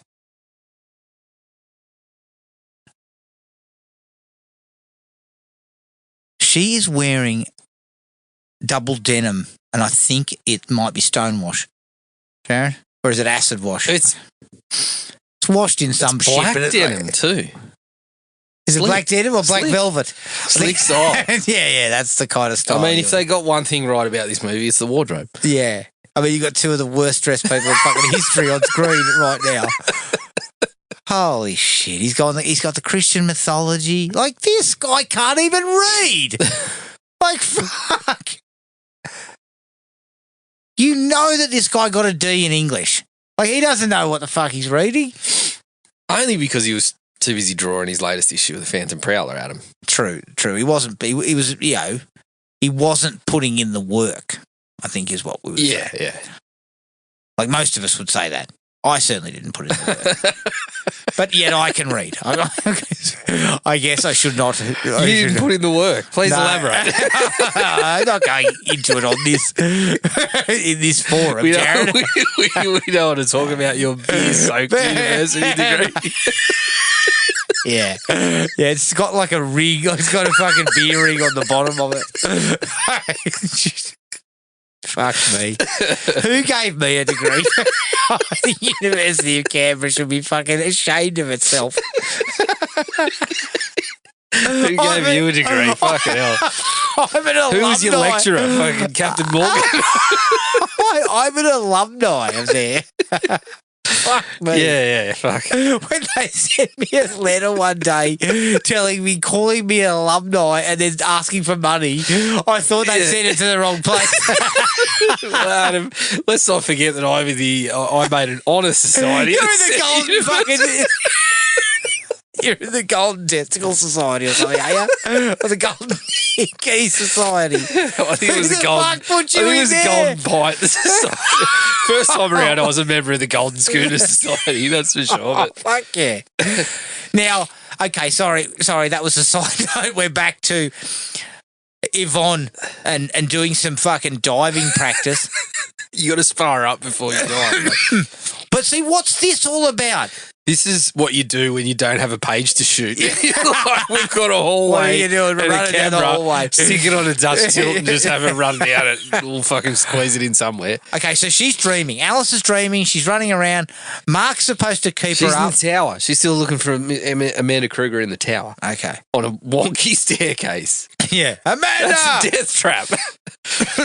Yeah, so he's about to fall asleep. He's supposed to do the Johnny Depp thing and protect her. Yeah. Stay He's away. about to fall asleep in the pages of an X-Men comic. And she's diving after a big day. After a big day at the hospital, Yeah, that's yeah. exactly what I'm going to do. So you know I'm what? gonna I go- need to go off and let off some steam by diving. And that, see, no. Freddy's scraping his glove along while she's down there in the spa. It kind of smells a little bit more like he's in the real world, you know? It's got Elm Street 2 vibes. Yep. Yeah, this diving dream here is definitely, this is where they started. They said, I've got this idea about diving, a diving board, and it all gets... Well, that's right. Like, is she asleep diving? Yeah, she fell asleep in the spa. Or is it just that she's awake and the baby's sleeping. at No, this she's sleeping in the spa. That looks Of course, awful. of course. More stop motion. That's terrible. See, this is what I mean. The point. effects, That's how I dive. they got... Yeah, I usually do a bummy. The old bummy? Yeah. Why were we doing that? A pin drop, you know what? pin drop or a bummy. Because Just you know there what? you go. Your scrotum's usually around that area. Yeah. I don't know. I tell you, I wasn't doing a I bummy. don't I need wasn't to doing make a my bummy arm- off any real high towers. No, I don't need The my worst scrotum bummy I sack. did was off the board where I didn't realise I was going to get as much fling as I got off the board. My favourite was I was on the 3 metre diving platform where it bounces, Yeah, yep. and I've gone into a flip and fucking rolly landed fucking flat on my I stomach. mean, you recall going into a flip, but it was more of just a fucking panic. I actually deliberately did a flip, Yeah. and then it just fucking kept rotating. I landed fucking stomach first. Yep. I know what you're up to. Oh dear. Okay, so he's finally. So they're now all dreaming. That's Yep. what we're getting at. Okay, fucking hell. Freddy hasn't got a single scare in this movie. No. Not one. Yeah, you've gone for the darker tone. The darkest you one is failed- definitely Dan's. You failed the dark tone with Freddy. I mean, him behind the door there looked like the fucking Wicked Witch in Wizard of Oz. Funny because he's going to become that in the next movie. He's going to start. He keeps giving these fucking exaggerated facial expressions like this. He looks fucking like, Robert, you're having a shocker. Like, Yeah. I feel like no one kept him in line because he was. Well, was it that, or was someone telling him more of that? No, because this is what I think. He became the star. Yes. Freddie became the star. And so basically Robert, Stephen Hopkins was... Is this Robert doing his, this is Robert. Ugh, fuck. I like the idea of the Freddy comic. This is Robert doing his Chris Gaines in this movie. Yeah. No, but it's also like Stephen Hopkins was a director for hire. Yeah. So was Rennie Harlan. So they weren't going to tell Robert. But Robert never seemed like a guy who was not going to work with a director. No, I'm not saying that. But I'm thinking no one told Robert, tone it down. It's not like Stephen Hopkins didn't have the cred or anything to tell him that. Right? So Robert's going to be Robert. Like, so Stephen Hopkins decides, well, shit, he knows the character really well, so I'll just leave it. Mm. Like this, Jared, look at it. This is fucking ridiculous. Like, any director worth their salt would be going, this is not what I'm going for. I need you to tone it down. But the problem is, Stephen Hopkins would have had limited time to prep this film. Yeah. And so he would have had no real time. Holy shit. Freddy is on a skateboard. Fuck me. Like, this is the lowest fucking ebb. It's pretty low. Yeah, this was the lowest ebb at that time. Well, this is where we've got far and far away from Freddy being scary. Yeah, I feel like this was the worst of the dream sequences in any of the films at this point. There's more to come. Like, there are bigger issues to come, in my opinion. Not to sort of jump ahead, but I feel like this is where we had lost sight of, like, 4. The difference between this and 4 is that 4 leaned into it, right? It leaned into the oversaturated shit. It knew Freddy wasn't going to be scary. So it leaned into it better. Yeah, I don't know about that. This is trying to have its cake and eat it too. I It's don't know trying if to it leaned darken into things it. I up. think that's just kind of where it ended up. This one, I just think, like, England is just so over the top, and this stuff is just so far away from Freddy being fucking, haunting your dreams. This is Freddy fucking being an annoyance. Time to die, you scar-faced limp dick.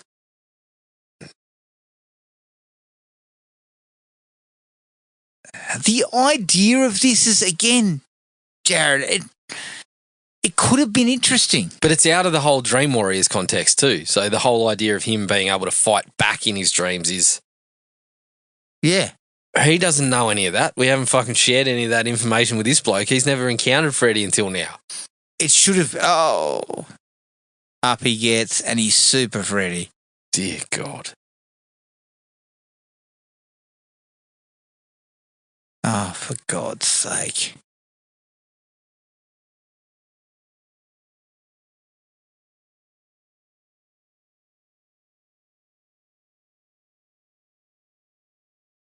Oh, my God. The effects on that actually don't look too bad. They don't look too bad. But, yeah, I think the scene's gone by then. Yeah. That's a terrible sequence. Terrible. Impressive in certain aspects. Mainly Well, doing the black and white, yeah, meshing the black and white with the colour. Some of the effects and stuff, the idea, the way it looks, I think are okay. But just, yeah, not in the least bit scary. But they come across as really, really lame. Yeah. And it's... And very dated. Yeah, it dates the film badly. But... Mark's fucked. Mark's fucked. He got squashed by something, didn't he?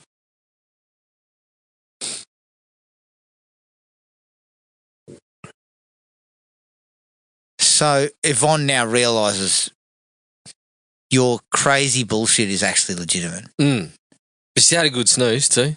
Nothing in that room was up to code. Who are you talking about? Are you talking about your father? Should we be taking him away?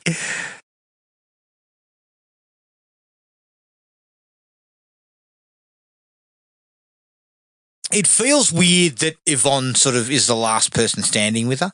Yeah. Because we don't know Yvonne very well. There's not much effort put into that.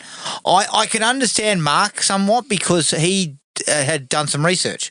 Any character stuff is basically hanging over from the first one. Even Mark is not very well fleshed out. No. Yvonne gets a little bit through conversations back and forth, but it's mostly focused on Alice. So. Yeah. Now's not the time for jokes. No. Yvonne. Jesus. I was in the tower when he used it to distract me. There was a Dutch tilt. I was running on an angle. I don't know what the fuck was happening. Yeah, I'm very dizzy. Yeah. Okay, so now we come back to... We're coming back to Amanda Kruger, right? Find Amanda... Hurry. Again, what's the... I know that she gave birth to Freddy, but it's again just a bit of a holdover from 3. Yeah. Sort of like she holds the key to something or other, but it's... Does this Scene feel like 3, it's more connected to 3? Yes and no. Could this have been written before Part 4? Maybe. I think in the documentary, Leslie Boehm says something like that. He put a script idea in for 4. I think I think that the child was definitely amongst the ideas for 4. Yeah. And then they came back to him after 4. So that would make more sense. Great ideas when we're going to use a fucking smattering of them and we're just going to fuck it all up. They said, Leslie, this script sucks, but we are on a time crunch and we need a fucking script. So we're taking this shit. Yeah, we need something. And guess what? We're going to be writing pages on the day. So she's going to come into this shit through dreams. Okay. I like that. That's a cool We're shot. still on a tilt. That's a cool shot. That is, yeah, it is very cool. She's laying there asleep. Everything's in darkness, and then suddenly the lights come on and Dutch tilt. She's in the asylum. Dutch tilt time. Yeah. Stephen goes, "What should we do here? Dutch tilt again?" Yeah, no worries. Perfect. It's like they had a fucking tripod with one short leg. The tripod's fucked. It's all right. We'll make it work. Can someone get us a new one? The budget is we are tapped. Yeah. Just fold up a coaster and wedge it under the leg. That'll do. look, there's some interest. I believe there's some interesting stuff in here. Some interesting What? Behind shots. the door? No, just some interesting shots in here at some point. As we get towards the end, I think this is where Stephen Hopkins kind of comes into his own a little bit. Yeah. And again, I'm going to say this. I'm going to backtrack a little bit. I said the gothic tone was a good idea, but it actually hasn't worked out that well. No. Yes, I get gothic, but I don't really get good gothic. I get kind of shitty gothic. Lisa Wilcox has been pretty good too. Yeah, she's been all right. Well, she's done the best job she possibly can with some pretty limited. She hasn't been given a lot. So Yvonne finds what? Where Amanda was? Buried or something? Or she finds the tower, entrance to the tower? She's looking for Amanda. Amanda.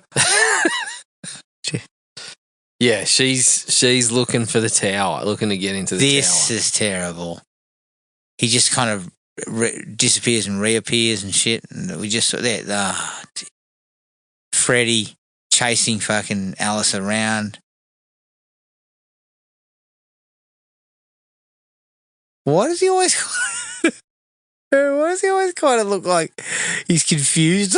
He's like, ooh. I don't know. And he does it in 6, where he constantly goes. He's doing it here too, but in 6 he's worse. He's constantly looking around. Like this kind of shit.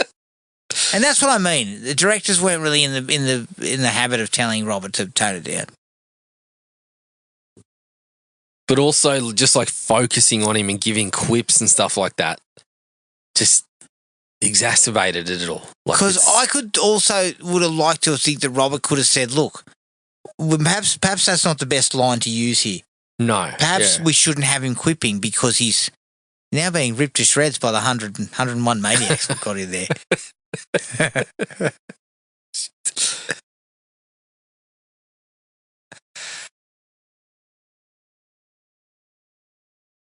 Oh, that. I think they did that legitimately, didn't they? What? It was actually real spiders, and they were all painted and shit to look the colour. Yeah, not when his arm fucking broke into him. That wasn't legitimate. Or is it somewhere here? It comes up here somewhere. He mentioned it, or maybe they tried to do it. There was 2 spiders there that were coloured red and green. Yeah. See, this kind of stuff, this is kind of interesting. Everything's Except upside down. Freddie saying coochie coochie. Oh, yeah, that's probably not. There's nothing interesting about that. It's more ridiculous. But and now he's all mangled up. For fuck's sake. His fucking arms hanging like... Oh, man. Talk about you are desperately not wanting him to be in any way, shape or form scary. Correct. Do you think that I think producers would have been a problem here? Like heavier shadows. This just looks like Labyrinth. Remember the scene in Labyrinth? Yeah. Now he's a fucking hunchback. But this whole look at him fucking running. if you're not sold yes, on the master. if you're not sold on the makeup and stuff like that, wouldn't this be where you're using darkness and shadows and shit? Oh, here's Dan. Back at the Crave Inn. I'll take one of those mugs for $60. Is it the Crave Inn, is it? Oh, yeah.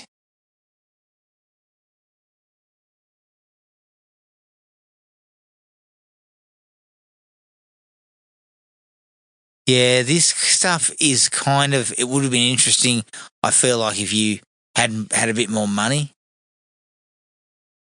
Mm. Do you know what I mean? Perhaps the film had grander ideas that the budget really couldn't handle. Yeah, somewhat. Because I think what Stephen Hopkins says in the doco is he was trying to use all sorts of fucking tricks and shit in an effort to make it more, give it a little bit of style. Yeah. which I think he's done okay with. Yeah, some of the gothic stuff and the darkness and the gritty, like, how we just basically said whenever you go into a dream and it's looking grimy, it's just like, well, fucking dump a bag of leaves over here. It look like some of that stuff becomes very unsuccessful for me over the course of 4 and 5. Oh, they dump a bag of leaves in the corner. Yeah. Is this the boiler room again? And Is this like the steam? This bit is all right. Yeah. Where Freddy comes out of her.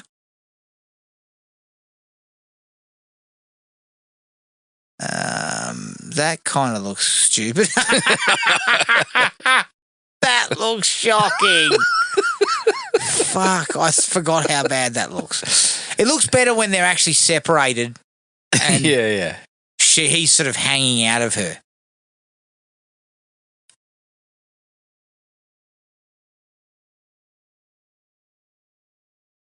Yes. Yeah. Some of this works okay. But it looks bad when he's first coming out of her. That looks cool. Where his gloves comes out of her arm. Yeah. Thought that was kind of Looks cool. a bit better. Yeah. Okay, so she releases Amanda Kruger from her spiritual and from her earthly prison. Earthly prison. Well, is it the earthly prison? Isn't that what she just said? Yeah. Okay, I missed that bit. Something like that. Release me from my earthly prison. So the whole movie, Alice has been on a fucking D&D quest or something. Yeah. We finally found the tomb. Yeah. See? It's a fucking literally a bag of leaves and a couple of pigeons in this one. You're not happy with this. She turns around, it's a fucking store-bought fucking skeleton. Yeah. So that's not even a bag of leaves. That's like a fucking trailer full. Yeah, you just asked the kid down the street, you gave him $5 to fucking rake him up and chuck him in there. Okay, so Amanda's leaving. Oh, no, that's all she needed? Yeah, she's getting involved. Now, that looks like one of those Halloween costumes where you kind of, someone's riding a dinosaur. Or when you put them on the dog, and it looks like fucking Chucky. When the dog runs, its hands fucking. Yeah. Oh, my God.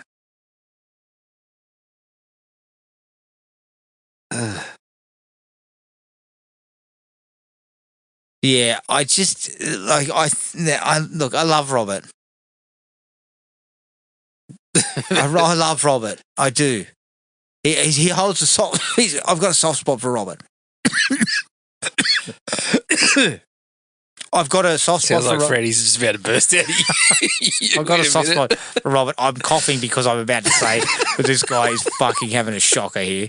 He is. He's having a fucking shocker. Yeah, like far from his best. And again, I'm bringing it back to Stephen Hopkins was not in a position to tell him.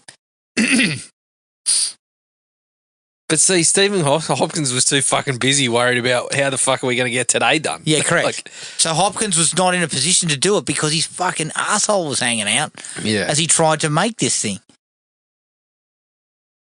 I noticed 3 heads. Did they happen to be the three heads that Freddy is going to later on?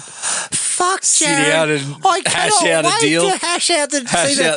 There wasn't any time for any back and forth. There was no sort of negotiation. I need an extra year on the contract kind of haggling. It was just for life, mate. You take it. Shall we drag the fucking baby? These 3 heads drag back and me out of Freddy. Freddy just turns into a fucking pile of dirty clothes. Next to a pile of dirty leaves. Yeah. Yeah. I think, look. Yeah. What do we do here to make this more like Freddy's lair? There's all this stuff about the family. There's this stuff about Dan's family. There's the stuff about Amanda Kruger that we're all sitting here wondering, how did we get, like, all of that stuff is just half-baked. Was that, like, they were adding it to the fucking shooting script so they could make a feature-length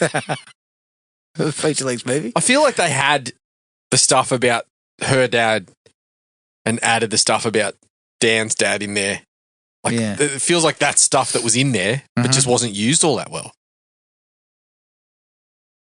Take your baby and fuck off. Right? Because Yeah. I'm just about to get Freddy. I'm just about to get the leaf blower out, so you don't want to be here when I fucking get that shit kicked up. Yeah, the soundtrack to fucking Nightmare on Elm Street 5 is fucking leaf blower going off. Is that the end of the film? Fuck. No. We come back, don't we? Oh, we better. Because, we there come you back to the drunken old man fucking making the baby's life difficult. You just cannot let it. I can't you let cannot it go. let No, man, I cannot. You can't. People change, Adam. No, People they don't. Is he still keeping you up all night? He's a baby. Of course, he's fucking keeping me up all night. Yeah, exactly. He's got the rest of his life to catch up on sleep. Fucking hell, start catching up on it now, mate. Okay, so that's where we get the Jacob connection. Yeah. It's sort of... it ends with a bit of a whimper, doesn't it? Yeah. I would have thought you come back to Dan's parents or something. Like, if you're going to bring that stuff in, you got to... Oh, but I think we've got Dad whipping out cans of fucking Pepsi and Mountain Dew. Yeah. He's a changed man, Adam. Yeah. Oh, there's the skipping kids to say that it's not over yet. Yeah, of course not. They get used too often for that. Mm. All right, okay. I'm just going to throw this in before we finish this episode off, but we've now watched 5 films. Mm-hmm. Okay? I'm going to go this way. Let me give you my 5 in order, top to bottom. Okay? Current ratings, top 5. Part 3 is the best film. Followed by Part 1. Followed by Part 2. Then Part 4. Then 5. I think this was pretty fucking bad, to be honest. It's just there's no impetus. It's got no engine. At least 4. Saw George P. Wilbur in the credits. I did see that too. Yep. 4 had some fucking fantastic special effects. Harlan knows how to shoot that kind of shit. You know, he gave it energy. And I'm not knocking Stephen Hopkins because I feel like he's been fucked by the fact that he was not given enough time. I don't think. Yeah. This is probably the fastest turnaround between sequels between 4 and 5. So he didn't have much to work with. That's my current. Yeah, I'm not going to argue too much. I often go back between 3 and 1. Mm-hmm. I think I stick 1 at the top still. Okay. 3's awesome. I love 3.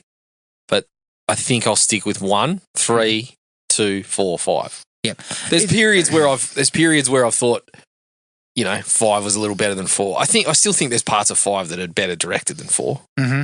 But the story just falls to pieces in 5. Yeah. It's just a pile of fucking leaves by the end of it. It is. Sitting in the corner, It is. waiting for someone to blow it into the bigger pile that's just nearby. Pretty much. No, it's interesting to look at 2 because we had 2 very early on in this podcast for the people who have been through the trenches, in the trenches with us. We had It's a fucking deep trench. I know. Fuck. We continued to dig. Yeah. We didn't sort of just get out.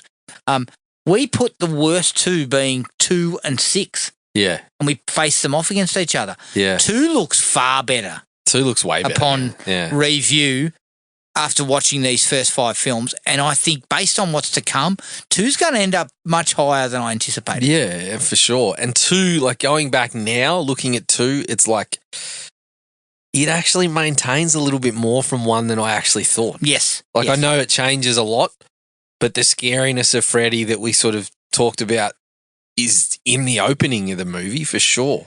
Yes.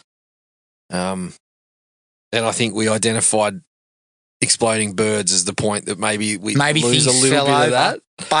But there's definitely portions of it there, like the pulling off of the head and stuff like that. Like 2 fucks around with the